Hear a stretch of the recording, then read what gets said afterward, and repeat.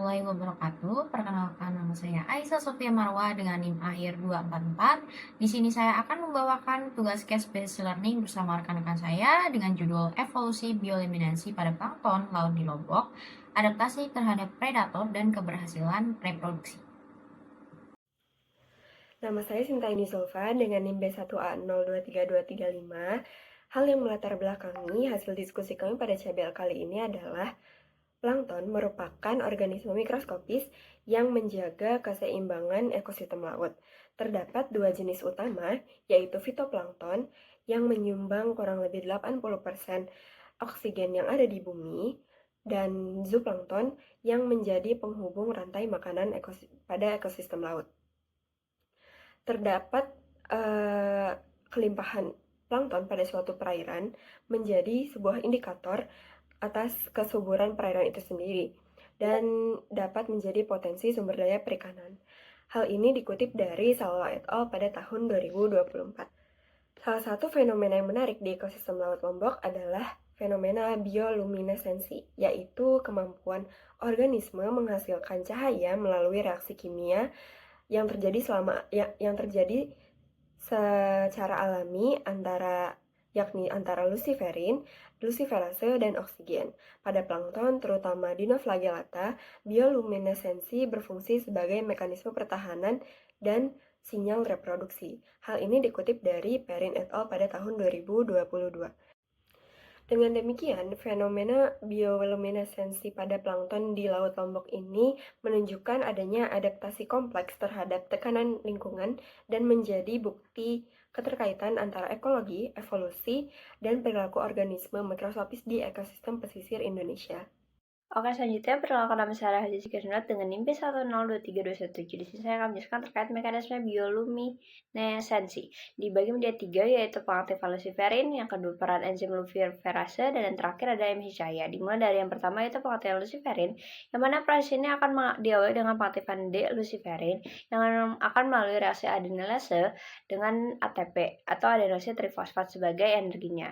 Reaksi ini akan menyediakan energi untuk mengubah luciferin menjadi bentuk yang lebih reaktif, yaitu luciferiladenilate.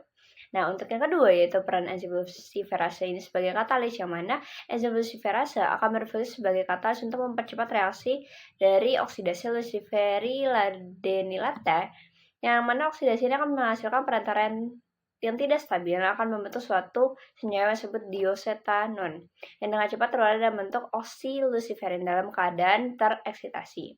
Nah, yang terakhir yaitu emisi cahaya sebagai hasil terakhirnya. Ketika oksiluciferin kembali ke tingkat energi dasarnya, energi dilepaskan dan diwujudkan dalam bentuk foton cahaya yang akan tampak seperti warna biru kehijauan yang ada di dalam suatu membran khusus bernama sitofilamen.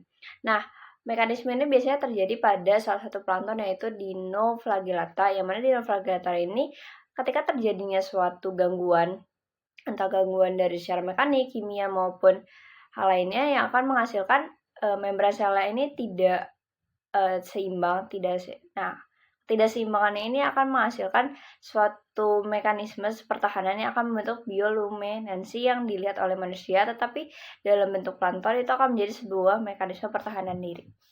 Saya Irena Najma dengan NIM B1A023201. Selanjutnya adalah bioluminescensi sebagai strategi dalam menghindari dari predator. Bioluminescensi merupakan salah satu strategi yang berkembang pada berbagai organisme laut, terutama pada plankton yang hidup di wilayah laut terbuka tanpa tempat berlindung. Nah, mekanisme pertahanan tersebut ini dikenal menjadi dua jenis, yaitu startle effect dan juga burglar alarm hypothesis. Yang pertama ada startle effect. Startle effect ini merupakan kemampuan dari plankton yang menghasilkan cahaya secara tiba-tiba ketika terjadi tekanan ataupun sentuhan pada air, sehingga plankton mampu mengejutkan predator. Nah, kilatan yang dipunyai plankton tersebut secara mendadak ini menimbulkan efek kebingungan pada predator dan juga akan memberi waktu pada plankton untuk dapat melarikan diri. Nah, yang kedua ada burglar alarm hypothesis. Ini merupakan bentuk pertahanan secara tidak langsung, di mana cahaya yang dipancarkan oleh plankton justru akan menarik perhatian predator yang lebih besar terhadap predator kecil pemangsa plankton. Nah, dengan demikian, plankton akan memiliki peluang untuk bertahan hidup karena musuh alaminya dapat dimangsa oleh organisme lain. Saya Saswati Lasna dengan NIM B1A023245. Bioluminesensi pada plankton berperan dalam komunikasi reproduktif pada laut yang gelap. Pada dasarnya, cahaya dihasilkan oleh dua senyawa, yaitu senyawa luciferin dan luciferase yang menghasilkan sinar biru kehijauan. Sinar inilah yang membantu plankton saling mengenali di laut yang gelap. Dalam kondisi gelap, misalnya pada malam hari, bioluminesensi menjadi bahasa cahaya bagi plankton. Mereka menggunakan pola cahaya yang berbeda-beda untuk menunjukkan identitas spesiesnya atau bahkan kondisi tubuhnya, seperti siap kawin atau tidak. Menariknya, pada beberapa jenis plankton jantan mampu mengeluarkan cahaya yang lebih terang atau berkedip lebih cepat untuk menarik perhatian betinanya. Selain itu, bioluminesensi berfungsi secara sosial, seperti ketika banyak plankton yang kawin bersamaan, mereka akan memancarkan cahaya serentak untuk mensinkronkan waktu pemijahan supaya mendapatkan peluang pembuahan yang lebih besar. Di Laut Lombok sendiri, intensitas cahaya bioluminensi ini bisa berubah-ubah tergantung faktor lingkungan seperti adanya suhu, salinitas, nutrien, dan kuat arus. Berdasarkan data yang diperoleh dari BRIN dan BMKG, laut di Lombok memiliki suhu yang berkisar antara 28 derajat Celcius sampai 30 derajat Celcius. Aktivitas bioluminesensi efektif pada suhu optimum sebesar 29 derajat Celcius hingga 30 derajat Celcius dan dapat menurun secara signifikan pada suhu di atas 30 derajat Celcius karena dapat menyebabkan stres termal dan penurunan efisiensi enzim luciferase. Salinitas berkisar 34 hingga 35 PSU merupakan salinitas optimum bagi plankton untuk melakukan aktivitas bioluminesensi karena mendukung mekanisme osmoregulasi dan energi metabolik yang dapat dialihkan ke aktivitas biokimia penghasil cahaya. Konsentrasi nutrien berupa nitrat dan fosfat dengan aktivitas cahaya menunjukkan pola linier positif, di mana peningkatan kadar nutrien akan berbanding lurus dengan peningkatan intensitas bioluminesensi. Hal tersebut terjadi karena suplai nutrien yang melimpah dapat mendukung pertumbuhan populasi plankton. Kecepatan arus laut akan berbanding terbalik dengan aktivitas bioluminesensi karena arus yang terlalu kuat dapat menurunkan aktivitas bioluminesensi karena konsentrasi plankton yang aktif pada suatu titik akan berkurang. Untuk memaksimalkan reproduksi pada plankton, plankton memilih untuk berada pada perairan dengan arus yang tenang ataupun sedang. Perairan Lombok di bagian timur terpengaruh oleh arus Selat Lombok, di mana kecepatan arus yang tinggi akan menurunkan konsentrasi plankton meskipun kadar nutriennya tinggi. Setelah pembahasan yang sudah dibahas oleh rekan-rekan saya sebelumnya, didapatkan analisis, evolusi, dan implikasi ekologis.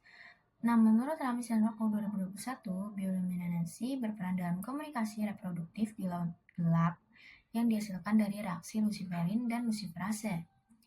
Cahaya membantu plankton mengenali pasangan berdasarkan pola dan intensitas sinar yang mencerminkan kondisi fisiologis serta daya tarik individu. Individu jantan menarik betina dengan pola cahaya berkedip dengan intensitas tinggi. Intensitas cahaya bioluminescensi berfluktuasi dan dipengaruhi oleh salinitas, suhu, ketersediaan nutrien, serta kuat arus. Implikasi ekologisnya didapatkan proses komunikasi kawin dan sinkronasi reproduksi pada plankton dapat terpengaruh pada perubahan kondisi lingkungan, terutama intensitas cahayanya. Itu dapat mempengaruhi sehingga berdampak pada dinamika populasi plankton. Baik, berdasarkan presentasi yang telah kami sampaikan sebelumnya, dapat ditarik kesimpulan bahwa kemampuan bioluminesensi pada plankton di perairan Lombok ini merupakan bentuk adaptasi evolusi terhadap kondisi lingkungan laut tropis. Nah, proses pemancaran cahaya yang melibatkan reaksi antara luciferin dan luciferase ini berfungsi dalam melindungi diri dari predator sekaligus mendukung proses reproduksi.